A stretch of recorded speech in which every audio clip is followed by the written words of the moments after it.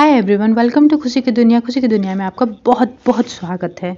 आज की इस बुक समरी स्टार्ट करें उससे पहले ये डिस्क्रिमिनेशन ज़रूरी है कि इस बुक में दिए गए आइडियाज़ और थॉट्स मेरे नहीं है बल्कि ऑथर के हैं। मैंने सिर्फ इस बुक को समराइज़ किया है और आपके लिए प्रस्तुत किया है। तो आज की बुक समरी है द गॉड डिल्यूशन, जिसे लिखा है रिचर्ड ने। रिचर्ड डॉकिंस एक ब्रिटिश इवोल्यूशनरी बायोलॉजिक ऑथर हैं। ये डॉकिंस फाउंडेशन की स्थापना 2006 में खुद डॉकिंस ने की थी। 2000 में उनको स्ट्रोक आया था, लेकिन वो ज़्यादा गंभीर नहीं था। उस साल वो पूरी तरीके से ठीक भी हो गए थे। डॉकिंस को अपने काम के लिए कई अवार्ड और मान्यता भी मिली है। हमको ये बुक समरी क्यों पढ़नी या सुननी चाहिए? क्या आपने कभी सोचा है लाखों लोग भगवान पे भरोसा क्यों करते हैं जिसे उन्होंने कभी देखा ही नहीं है? धार्मिक लोग दावा करते हैं कि भगवान ने सब कुछ बनाया, लेकिन इवोल्यूशन का मतलब क्या है? इसका जवाब हमको ये बुक में मिलेगा। जब तक हम इसे पढ़ के ख़त्म करेंगे तब तक पूरा विश्वास के साथ कह सकते हैं भगवान सच में नहीं होते। तो चलिए स्टार्ट करते हैं आज की book summary the God delusion by Richard. तो इस समरी की बात की जाए तो अच्छा, आपको अच्छे काम करने के लिए क्या मोटिवेट करता है? क्या कोई ऐसा इनाम पाने के लिए करते हैं या फिर इसीलिए करते हैं कि अगर आप अच्छा काम नहीं करेंगे तो खुद को दोषी समझेंगे? अगर आप धार्मिक इंसान होंगे तो सोचेंगे कि ऐसा इसीलिए क्योंकि भगवान चाहते हैं कि हम अच्छे काम करें। लेकिन असल में भगवान कितने रियल है? इस बुक में हम जानेंगे कि भगवान कैसे और क्यों मौजूद नहीं है। हम जानेंगे कि इस बुक के ऑथर रिचर्ड ने कई साइंटिफिक स्टडीज के जरिए कितनी आसानी से भगवान के ना होने के सबूत को झूठा साबित कर दिया। ये जो क्रिएटर है वो रियल है ही नहीं। हम जो कुछ भी करें वो नेचुरल सिलेक्शंस के कारण हो रहा है। हालांकि यह बुक रिलीजन वर्सेस साइंस के बारे में नहीं बल्कि यह ग्रे एरिया है जिसके बारे में रिचर्ड डिस्कस करते हैं।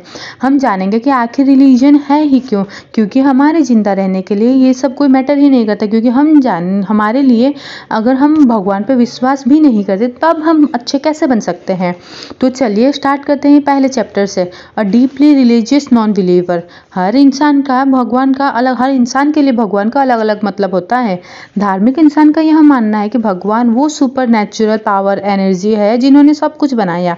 नोबेल प्राइज विनर और फिजिशियन ने भगवान के बारे में एक दिलचस्प बात कही थी। उन्होंने अपनी book dream of final theory में कहा कि लोगों ने लिमिटेड इंफॉर्मेशन के बेसिस पर एक भगवान के लिए कॉमन ओपिनियन बना लिया। उन्होंने भगवान को इतना फ्लेक्सिबल बना लिया कि भगवान हर जगह मौजूद है। मान लीजिए कि आप कहते हैं कि भगवान एनर्जी है, तब तो वो आपको कोयले के टुकड़ों में भी मिलेंगे। रिचर्ड ऐसे लोगों को सुपर नेचुरलिस्ट कहते हैं जो सुपर नेचुरल रिलीजन में विश्वास करते हैं। अब ऐसे कई जाने माने दिग्गज है जिन्होंने अपने काम पे भगवान का नाम इस्तेमाल किया है, जिनमें अल्बर्ट आइंस्टीन और स्टीफन हॉकिंग का भी नाम आता है। हालांकि सुपर नेचुरलिस्ट ने दावा किया कि ये लोग धार्मिक इसीलिए थे क्योंकि उन लोगों ने भगवान के नाम का जिक्र किया था। लेकिन आइंस्टाइन जैसे साइंटिस्ट धार्मिक भावनाओं से बहुत दूर थे। असल में आइंस्टाइन तो नास्तिक थे, ना वो धार्मिक थे, लेकिन वो सुपर नेचुरलिस्ट नहीं थे। रिचर्ड इन लोगों के इस तरह के रिलीजन को आइंस्टाइन रिलीजन कहते हैं। आइंस्टीनियन रिलीजन का मतलब है उस दुनिया को खुशी खुशी अपनाना जिसमें हम रहते हैं। हम जिन चीज़ों को एंजॉय कर रहे हैं उसे किसी क्रिएटर ने नहीं बनाया और उसमें कोई सुपर नेचुरल शक्ति का हाथ भी नहीं है। आइंस्टाइन ने साफ साफ कह दिया कि जिस भगवान की वो बात करते वो इन सब से बहुत अलग थे, जिसमें वो सुपर नेचुरलिस्ट मानते हैं। तो वो क्या चीज़ थी जो आइंस्टाइन को धार्मिक बनाती थी? वो था इस दुनिया और साइंस के प्रति उनका असीम लगाव। इसीलिए आइंस्टाइन एक रिलीजियस नॉन बिलीवर थे। अब इस पॉइंट पर रिचर्ड ने जोर देकर के कहा कि ये बुक सिर्फ सुपर नेचुरल रिलीजन के बारे में बात करेगी। रिचर्ड पूछते हैं कि ये सम्मान की मोटी दीवार और रिलीजन के चारों ओर सम्मान की जो इतनी मोटी दीवार क्यों बनी है? जब भगवान की बात आती है तो डिबेट करना इतना मुश्किल क्यों होता है? अगर आप पूछते हैं कि धर्म के बारे में कोई बुरा क्यों नहीं बोल सकता, तो लोग बोलते हैं कि ऐसा करने की इजाजत नहीं है, क्योंकि इस बात पर चर्चा करके टेक्स्ट को बढ़ाना चाहिए या नहीं, इस बात पर कोई बर्दाश्त नहीं करता। लेकिन धर्म के बारे में कोई बहस कोई बर्दाश्त नहीं करता। साथ ही धार्मिक होने का एक खास फायदा भी ये है, जब भी कोई विवाद सामने आता है तो रिलीजियस ग्रुप को एक एडवांटेज की गारंटी दी जाती है। डॉक्टरों और वकीलों की तुलना में इन्हें कोई स्पेशल ट्रीटमेंट क्यों देते हैं? चलिए एक एग्जाम्पल देखते हैं। न्यू मैक्सिको में चर्च को एक खास तरीका का एडवांटेजेस दिया गया है। 2006 में यूनाइटेड स्टेट्स की सुप्रीम कोर्ट ने फैसला दिया कि चर्च को हेलुसिनोजेनिक ड्रग्स लेने की परमिशन दी जाए। उनका मानना था कि चर्च के मेंबर्स भगवान को सिर्फ तभी समझ पाएंगे जब वो नशे की दवाइयाँ लेंगे। सुप्रीम कोर्ट के लिए ये फैसला चर्च के पक्ष में करने के लिए काफ़ी था, क्योंकि वो मानते थे कि ड्रग्स उनकी मदद करेगा। ठीक एक साल पहले 2005 में सुप्रीम कोर्ट ने फैसला सुनाया कि जो भी कैनाबिक्स नाम के ड्रग्स का इस्तेमाल इलाज के नाम पे करेगा उसे सजा दी जाएगी। फिर भले ही कैनवेस उन लोगों की बेचैनी को कम करने में कामयाब हुआ जिन्हें कैंसर था और वो कीमोथेरेपी से गुजर रहे थे। आर्ग्यूमेंट फॉर गॉड एग्जिस्टेंस ऐसा क्या है कि लोग को भी यह विश्वास दिलाता है और वो पूरे दिल से मानते हैं कि भगवान सच में हैं। जाने माने इटालियन फिलोसोफर थॉमस एक्विनास ने इसके लिए 5 सबूत दिए, लेकिन रिचर्ड का कहना है कि ये सबूत कुछ साबित ही नहीं करता। पहला सबूत है अनमूव्ड मूवर। ये कहता है कि कोई चीज़ तब तक नहीं हिल सकती जब तक उसे कोई पहले हिला ना दे, और ऐसा करने वाला इकलौता भगवान ही है। दूसरा सबूत है अनकॉज्ड कॉज। चीज़ें ऐसे ही नहीं हो जाती, किसी न किसी कारण से, यानी कॉज से एक इफेक्ट पैदा होता है और वो पहला कारण भगवान है। तीसरा सबूत है कॉस्मोलॉजिकल आर्ग्यूमेंट। ये बात तो तय है कि इस दुनिया में फिजिकल चीज़ें पहले मौजूद नहीं थी, लेकिन अब वो कैसे मौजूद है? ऐसा इसीलिए है क्योंकि एक नॉन फिजिकल एलिमेंट ने उसे मौजूदगी दी है। यह एलिमेंट है भगवान। चौथा सबूत है आर्ग्यूमेंट फ्रॉम डिग्री। जब हम किसी चीज़ को कंपेयर करते हैं तो हम डिग्री की बात करते हैं, जैसे कि बैडमिंटन खेलने में कोई अच्छा हो सकता है तो कोई बेस्ट। जब इस तरीके के कंपैरिजन की बात आती है तो मैक्सिमम स्टैंडर्ड होता है, उसका परफेक्ट स्टैंडर्ड है भगवान। पांचवा सबूत है कि टेलियोलॉजिकल आर्ग्यूमेंट। इस दुनिया को देख करके लगता है कि सब कुछ कितनी सावधानी से सोच समझ करके डिजाइन किया गया है, तो इस दुनिया का भी कोई ना कोई डिजाइनर जरूर होगा। वो डिजाइनर है भगवान। खास तौर पर सबूत कहते हैं कि ये भगवान ही है, क्योंकि कोई भी इंसान ऐसा नहीं है जो ये सब कर सकता था। भगवान हर चीज का जवाब है। जैसा कि हम पढ़ सकते हैं कि आर्ग्यूमेंट फुल प्रूफ नहीं है, इसमें कमियां हैं। जैसे कि हमने पहले भी पढ़ा कि धार्मिक लोगों के साथ बहस करना बहुत मुश्किल है, क्योंकि उन्हें डिस्कस करना स्वीकार ही नहीं है। वो भगवान के होने के इन सबूतों को पूरे दिल से मान लेते हैं। जहां पांचवें सबूत की बात आती है, चार्ल्स डार्विन ने बड़ी चतुराई से इस आर्ग्यूमेंट को जीत लिया। उन्होंने तर्क दिया कि ये नेचर इवोल्यूशंस की वजह से हुआ है, कि हर चीज़ ऐसी लगती है कि उसे डिजाइन किया गया है। भगवान के होने का एक और तर्क वो सुंदरता है जो हम दुनिया में देखते हैं। धार्मिक लोग हमसे पूछेंगे कि मन को छू लेने वाली वो खूबसूरत धुन, आर्ट, किताबें कहाँ से आती है? बेशक भगवान से।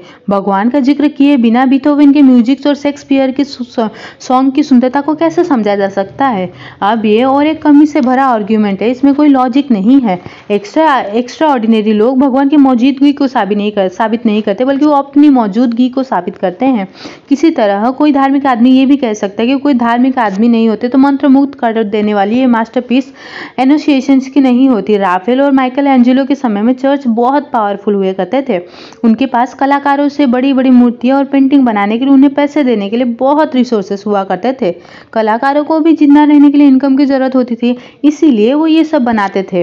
राफेल और माइकोलॉजिस्ट के पास में स्किल थी, नॉलेज थी। उन्होंने सालों तक अपने आर्ट की बहुत प्रैक्टिस की, तब जाकर के उन्होंने मास्टरपीस बनाया। ये सब भगवान के कारण नहीं था। कोई ये भी कह सकता है कि भगवान सच में मौजूद है, क्योंकि किसी ने उसे देखा या महसूस किया नहीं है। वे तो यहाँ तक कह देते हैं कि भगवान ने उनके मन में उनसे बातें की।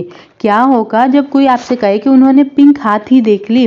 शायद ये सुनकर के आप भी इम्प्रेस नहीं होंगे। तो फिर कैसे कोई ऐसे आदमी की तारीफ कर सकता है जो कहता है कि उसने भगवान की आवाज़ सुनी?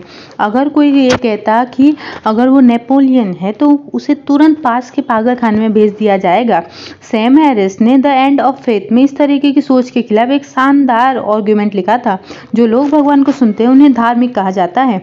हालांकि अगर ये भगवान से जुड़ा नहीं हो तो उसे मानसिक रोग या भ्रम कहा जाता है। यह नॉर्मल है जब कोई आदमी भगवान को देखता है, लेकिन यह भ्रम की स्थिति है जब एक आदमी दावा करता है कि बारिश मोर्स कोड के जरिए उसे कम्युनिकेट कर रही है। अब नेक्स्ट बात करते हैं, why there are almost certainty is no God. यानी कि धार्मिक लोगों का सबसे स्ट्रॉन्ग आर्ग्यूमेंट है कि ये यूनिवर्स में सब कुछ अपने आप ही हो गया हो, ये तो नामुमकिन है। अगर भगवान नहीं होते तो सब कुछ इतनी अच्छी तरीके से डिजाइन कैसे हो पाता? अब इस तरीके की सोच हमें सोचने में मजबूर करती है कि शायद भगवान है, लेकिन ये दूसरी तरफ दिखाता है कि भगवान नहीं है। इसे समझने के लिए हम अल्टीमेट बोइंग 747 का एग्जाम्पल देखते हैं। बोइंग 747 को एस्ट्रोनॉमर फ्रेड हॉल ने पॉपुलर बनाया था। उन्होंने कहा था कि धरती पर जीवन की जो पॉसिबिलिटीज है उतनी ही पॉसिबिलिटीज किसी तूफान का कचरे के ढेर से बोइंग 747 बनाने का है, मतलब एकदम नामुमकिन। सुपर का ये सबसे पसंदीदा आर्ग्यूमेंट है, क्योंकि वो नेचुरल सिलेक्शंस के फाउंडेशन को पूरी तरीके से अनदेखा करते हैं। उन्हें लगता है कि नेचुरल सिलेक्शन चांस की बात है, लेकिन असल में ऐसा नहीं है। सुपर नेचुरलिस्ट भगवान को फाइनल डिजाइनर मान करके उन्हें सारा क्रेडिट देते हैं। चार्ल्स डार्विन के विचार से जन्मे स्कूल ऑफ थॉट्स को डार्विनिज्म कहते हैं, जो हमें बहुत कुछ इम्पोर्टेंट सिखाता है कि हमें ये अनुमान नहीं लगाना चाहिए कि डिज़ाइन का अपोजिट चांस होता है। इसका दूसरा जवाब है स्लो इम्प्रूवमेंट, दूसरे शब्दों में natural selection. Natural selection complex चीज़ों का स्लो लेकिन प्रोग्रेसिव क्रिएशन है, जिसकी शुरुआत सिंपल चीज़ से हुई है। यानी जब ऑर्गेनिज्म यानी कि जीव जिंदा रहने के लिए खुद को अपने एनवायरनमेंट के अनुसार ढाल लेता है, इंसान भी ऐसे लक्षण और कैरेक्टरिस्टिक्स को डेवलप करता है जो उन्हें जिंदा रहने के लिए मदद करते हैं, और ये उनके बच्चों में भी पास होने लगता है। नेचुरल सिलेक्शन कभी भी काम करना बंद नहीं करता, ये उन एक्टिविटीज या बिहेवियर को हटा देता है जो जिंदा रहने में मदद नहीं करते, उन्हें सुरक्षित करते हैं, जो कि रिप्रोडक्शन और जिंदा रहने के लिए ज़रूरी होता है। लेकिन ये क्रिएशनिस्ट जो लोग पक्का ये मानते कि जो कुछ सब कुछ भगवान ने बनाया है, इस बात पे विश्वास करने से इनकार कर देते हैं। आप पेड़ों को ही देख लीजिए, कुछ बड़े हैं, कुछ पुराने हैं, कुछ पतले और जवान हैं। देखने में वो कुछ सुंदर है और ऑक्सीजन देते हैं जो हमें जिंदा रखते हैं। ये तो कहना भी अजीब बात है कि ये सब इत्तेफाक से बाय चांस ही बन गए। इस दुनिया में सब कुछ इतना कॉम्प्लेक्स और इतना खूबसूरत है कि ये सब बाय चांस बन गया मानना मुश्किल है। इसका जवाब साइंस के पास है और वो है नेचुरल सिलेक्शन। सब कुछ समझाने का यही एकलौता प्रैक्टिकल सॉल्यूशन है कि चांस और डिज़ाइन में ही दोनों में ही प्रॉब्लम है। डिज़ाइन में ये सवाल उठता है कि डिज़ाइनर को किसने डिज़ाइन किया।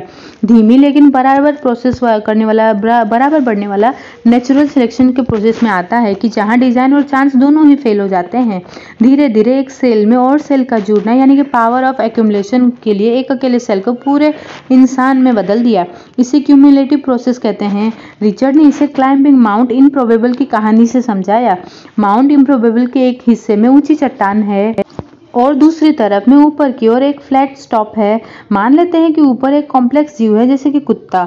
इस केस में चांस का मतलब होगा कि चट्टान के नीचे से उछल करके उसके टॉप पे पहुंचना। दूसरी ओर इवोल्यूशन चट्टान की ढलान से यानी कि स्लोप से धीरे धीरे ऊपर जाना होता है। आखिर में वो टॉप तक पहुंच जाता है। रिचर्ड से अक्सर थियोलॉजिशियंस पूछते थे कि हर चीज के पीछे कुछ न कुछ कारण जरूर रहा होगा, तो उस कारण को भगवान क्यों नहीं कहा जा सकता। तब रिचर्ड अमेज़न रेन फॉरेस्ट के बारे में बताने लगे। ये रेन फॉरेस्ट हजारों स्पीसीज का घर है जिनमें बहुत खूबसूरत फूल और पेड़ है।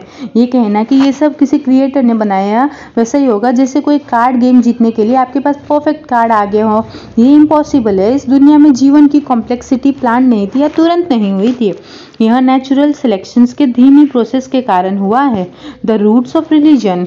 रिलीजन लोगों को शांति और आराम देता है। ये हमें एक सीधा और सिंपल जवाब देता है कि हम आखिर इस दुनिया में आए क्यों हैं। साथ ही लोगों को एक दूसरे के साथ जुड़ने का मौका देता है। आइए अब धर्म को डार्विन के लेंस से देखते हैं। रिलीजन इवोल्यूशंस की नज़र में बेकार है। ये हमें जिंदा रहने में मदद करने के लिए कुछ भी नहीं करता। असल में हम शहीद हैं क्योंकि उन्होंने अपने विश्वास के लिए अपने जीवन का बलिदान दिया। कुछ लोग तो अपने भगवान के लिए इंसानों को भी मार देते हैं। रिलीजन का होने के कारण ग्रुप सिलेक्शन हो सकता है। कैम्ब्रिज के एक आर्कोलॉजिस्ट कॉलिन का कहना है कि क्रिश्चियनिटी इतने दिनों तक इसीलिए जिंदा रह पाई क्योंकि उस ग्रुप में वफादारी और प्रेम था। मान लीजिए कि एक काबिला है जो ऐसे भगवान को मानता है जो जंग और दूसरे कबीलों पर राज करने की बात पर बिलीव करता है। उनके लड़ाई के कारण इस कबीले का विश्वास अटल रहता है। उनका मानना है कि वो अपने भगवान के लिए सब कुछ करे तो उन्हें उनका बहुत अच्छा रिजल्ट मिलेगा।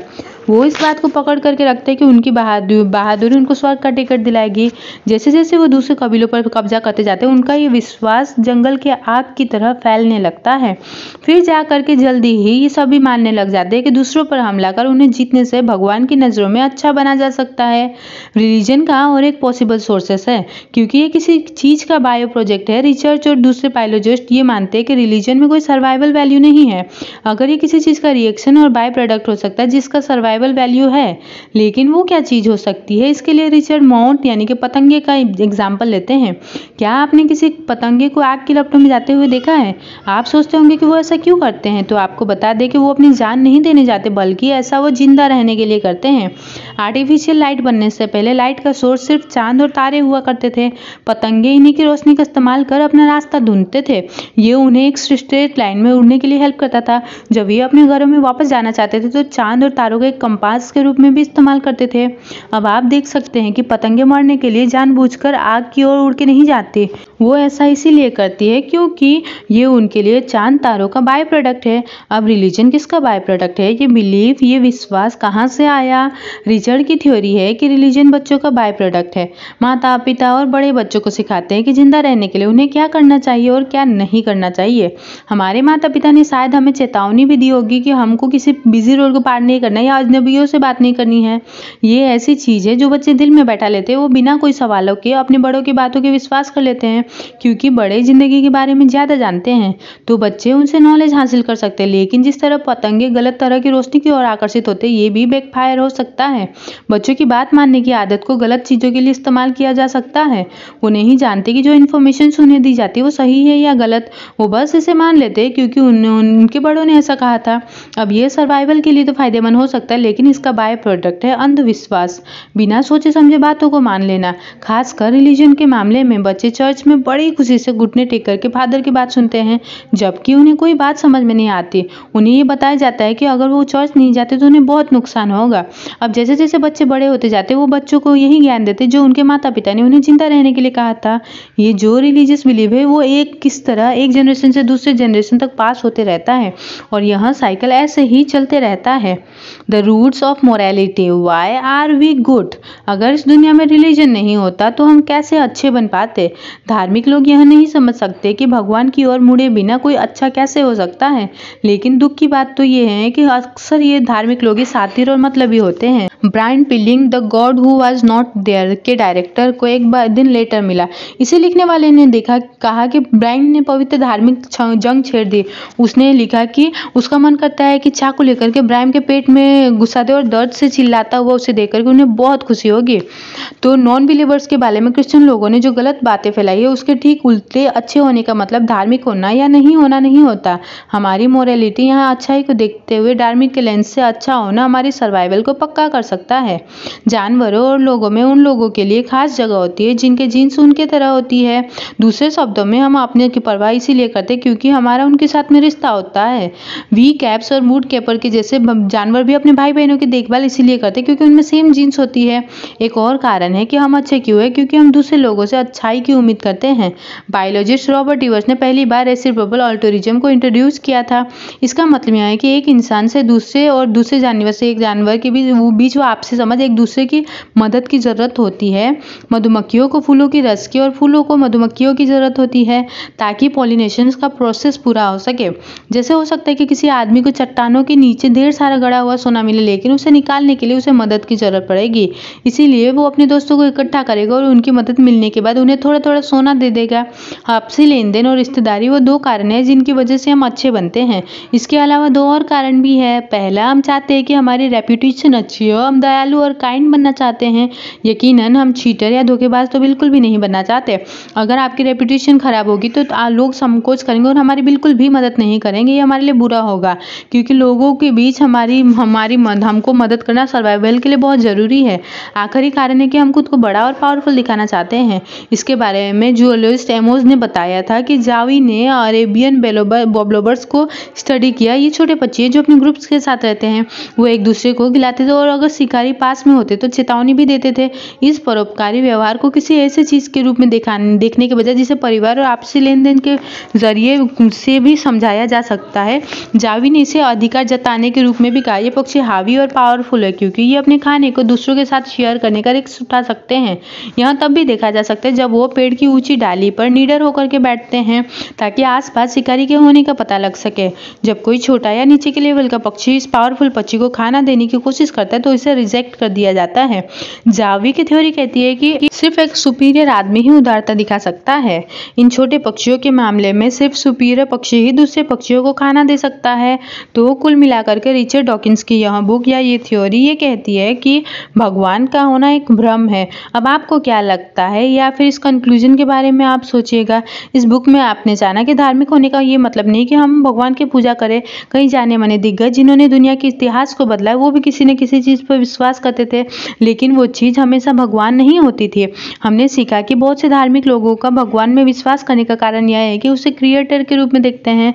उनका मानना यह है कि भगवान एक्शन लेकर के चीजों को बनाते हैं और वही हर चीज के होने का कारण भी है। भगवान जो एक नॉन फिजिकल जीव है, उन्होंने फिजिकल जीव को बनाया। जो भी चीज हम अपने आसपास देखते हैं वो के परफेक्ट स्टैंडर्ड और डिजाइनर हैं, क्योंकि यहाँ और कौन बना सकता है। यकीनन ये इत्तेफाक से तो नहीं बना। हमने ये भी जाना कि भगवान के ना होने को नेचुरल सिलेक्शन एक्सप्लेन करती है। हमने सीखा कि डिजाइन का ऑपोजिट यानी कि चांस नहीं होता।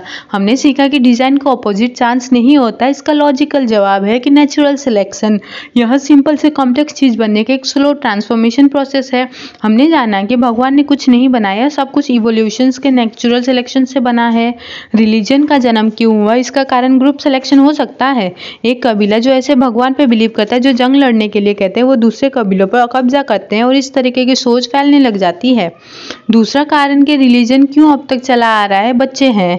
बड़े लोग बच्चों को जिंदा रखने का तरीका सिखाते हैं, जब वो अपना ज्ञान उन्हें देते हैं तो भगवान की बातें भी सिखाते हैं। हमने ये भी जाना कि हमारी अच्छे धर्म के कारण नहीं बनी है। डार्विन के नजरिए से हमारे अच्छे होने का दो कारण है। पहला कि हम उन लोगों की परवाह करते हैं जिनकी जीन्स हमारे जैसे होती है, जानवरों में भी देखा गया, इसे रिश्तेदारी कहते हैं। दूसरा, हम औरों से अच्छाई की उम्मीद रखते हैं, इसे आपसी लेन देन कहते हैं। हम इस बात को समझते हैं कि हमें अपनी जरूरतों को पूरा करने के लिए एक दूसरे की हेल्प की जरूरत पड़ती है। हम में से कई लोग ये मानते हैं कि हमारी हर हरकत को ऊपर कोई भगवान देख रहा है, वह हमारे हर विचार को सुन सकता है और हम अगर कुछ अलग गलत करते तो हमें सजा भी देते हैं। लेकिन अब हमें एहसास होने लगा कि ये सब कितना झूठ है। नेचुरल सिलेक्शन की तरह धीरे धीरे अब मैं इस तरीके की सोच को अगली जनरेशन तक जाने से रोक सकता हूँ, क्योंकि हजारों साल से चली आ रही मान्यता को आंखें मूंद करके मान लेना बेवकूफ़ी है। हमें उस चीज़ों को मानना चाहिए, फॉलो करना चाहिए जो हमें जिंदा रखने में हेल्प करती है और जो हमारे और दूसरों की भलाई के लिए है, और वो चीज़ है मोरालिटी है, रिलीजन नहीं। तो अब आप एथिस्ट हो, बुद्धिस्ट हो, अपनी समझ और अपने विजडम के बेसिस पर इस बुक के तर्कों के आधार पर डिसाइड कर सकते हैं कि आपको क्या मानना है क्या नहीं। एक रीडर बुक समराइजर होने के नाते में यह बुक को उतनी ही शिद्दत से नरेट किया है, पढ़ा है जैसे दूसरी बुक्स पढ़ते हैं हम लोग। मगर ये पर्सनली रिलीजन या नॉन रिलीजन के बिलीफ सिस्टम पर स्पिरिचुअली में बिलीव करते हैं। Spiritually start from self image. यह जीवन दो चीज़ों के संगम से मिलकर बनता है, मटेरियलिज्म और स्पिरिचुअलिज्म। मटेरियलिज्म में 5 एलिमेंट ऑफ नेचर आ जाते हैं, जिसमें अंतरिक्ष से लेकर के सारे प्लैनेट और सारे नेचर के एलिमेंट शामिल है। और दूसरा है मेटाफिजिकल, जिसमें हम स्पिरिट कहते हैं। साइंस हमेशा तर्कों पर आधारित होता है और साइंस के हर तर्क हर रिसर्च के बाद में बदलते जाता है, लेकिन इस स्पिरिचुअली के नियम फिक्स्ड है। इस बुक में के दिए गए कई तर्कों से हम पूरी तरीके से सहमत है, जैसे कि कम समझ होने के कारण वाकई में हमने भगवान को ओमनी प्रेजेंट बोल दिया, जबकि स्पिरिचुअलिटी कहती है कि वो ओमनीपोटेंट है। जब हम उसे सुपर नेचुरल कहते हैं तो हम कहते हैं सुप्रीम स्पिरिट। ना ही हम स्पिरिट को देखते सकते हैं, ना ही सुप्रीम स्पिरिट को। इसीलिए स्पिरिचुअलिटी या भगवान देखने के लिए नहीं बल्कि समझने एक्सपीरियंस करने की बात है। वास्तव में ये दोनों एक दूसरे के ऑपोजिट ना होकर के दोस्त हैं, क्योंकि स्पिरिचुअलिटी भी एक दोस्त है और साइंस भी एक दोस्त है। बहरहाल हमें हर प्रकार के नॉलेज को पढ़ना चाहिए और अपनी स्पिरिचुअल अपनी जो नॉलेज है उसको उसमें ही अपनी राय बनानी चाहिए। उम्मीद करते हैं कि आपको ये बुक पसंद आई होगी। आपकी राय बताना जरूर मत भूलना, और अगली बुक कौन से ऑथर की या कौन से बुक समरी सुनना चाहेंगे वो भी आप बता सकते हैं। बहुत जल्द एक और नई बुक समरी के साथ में फिर होगी मुलाकात। तब तक रखिए अपना बेहतर ख्याल, सुनते रहिए ऑडियो बुक समरी को, मुस्कुराते रहिए और लर्निंग को अपने लाइफ में अडॉप्ट करते रहिएगा। Thank you.